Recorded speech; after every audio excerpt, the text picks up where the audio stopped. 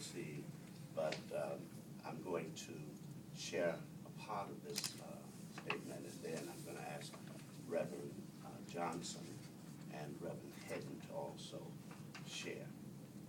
On June 7, 2010, the Greensboro Police Department placed African-American Police Captain Charles Cherry on administrative leave pending a fit for duty evaluation.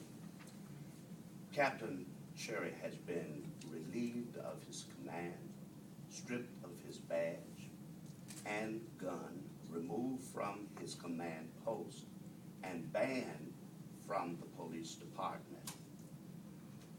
As you will see from a careful reading of an email relating to Captain Cherry being placed on fit for duty evaluation status, there is no justifiable reason that meets the standards clearly set forth in departmental regulations. Captain Cherry is an exemplary officer who was evaluated at a level 4 in April 2010, an excellent evaluation.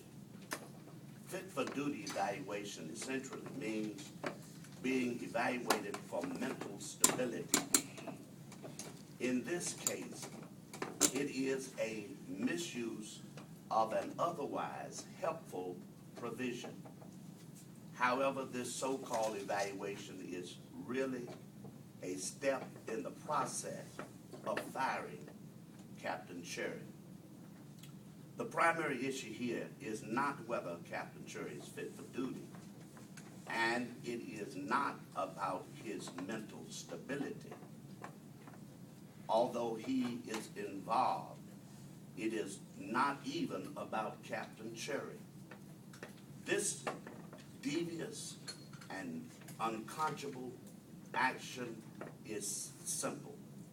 It is a retaliatory measure, a smoke screen meant to deflect the discussion away from documented police corruption and double standards to an orchestrated discussion of mental stability. It is a desperate ploy and frankly a gamble on the part of the police. We have before you a stack of grievances, many of which document wrongdoings of command level police officers, including Chief Bellamy and Deputy City Manager Michael Speedley. These grievances must be fully answered. However, it is our view that the leadership of the GPD and Assistant City Manager Michael Speedley have no intention of earnestly answering most of these grievances. We are convinced that they intend to duck from under the obligation of responding to most of these grievances by declaring Captain Cherry unfit for duty and then firing him. The fit for duty evaluation is simply the first step in that process. This is not a new problem. The current challenge to the culture of corruption has been unfolding for well over 2 years. It escalated in January 2010. I'm going to ask that Reverend Johnson will continue with our statement. First, I want to join Reverend Brown in expressing appreciation for all of you, especially the press, for being here. Secondly, I want to affirm as strongly as I can that the fit for duty status that Captain Cherry has been placed upon does not meet the department guidelines. It doesn't do so. the guidelines call for very specific reasons. And the letter he received was a general letter without those specific reasons. And you can hardly stretch it to include that. And I say that because I want to reiterate the central point here. And that is that this is not about Captain Cherry in its essence. It is part of the ongoing corruption inside of the police department. It's been there for a long time. We've been pushing against it. And a few policemen have stepped up and lived up to the integrity that all police officers ought to have. In January, we sent a letter to the police chief. We copied the city manager and the mayor and all the council members.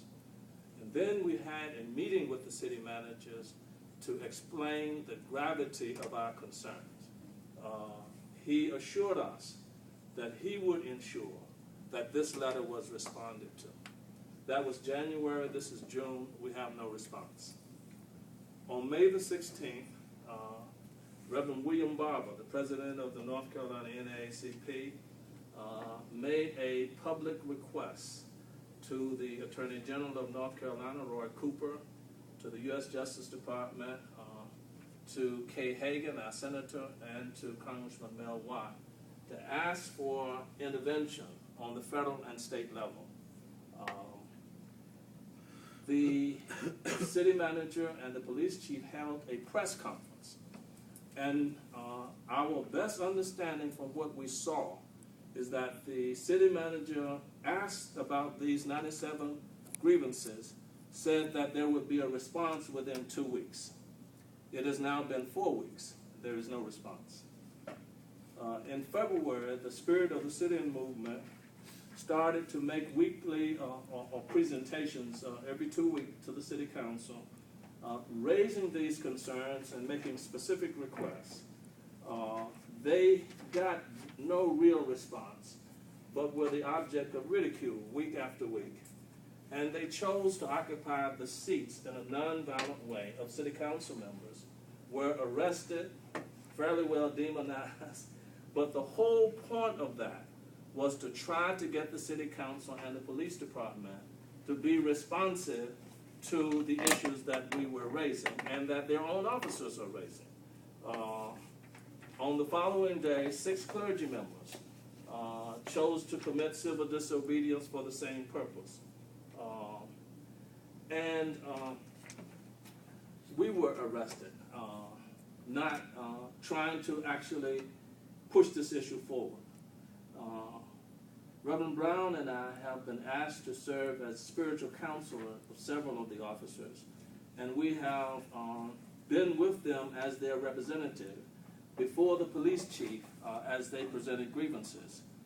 Upon completing that, on the 28th of May, it was clear to us that the department was not going to answer these grievances.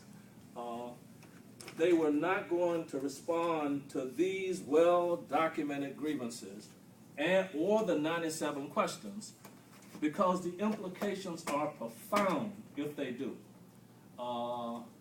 Having grasped this, we sensed that they would escalate their attack on officers inside of the department, and specifically Captain Cherry, because of the leadership role that he was playing. Indeed, within 7 days, we learned that he had been placed on unfit for duty status. And he subsequently, as Reverend Brown said, been relieved of his command, barred from his normal post, and then barred from the police department, and today is being called in for investigation related to things that he wrote in these grievances, in fact, using the grievances against him. Captain Cherry, at the request of fellow officers, did what any leader should do. He assisted them. They had legitimate grievances. There's been no charge of the grievances being frivolous or without merit, because all one has to do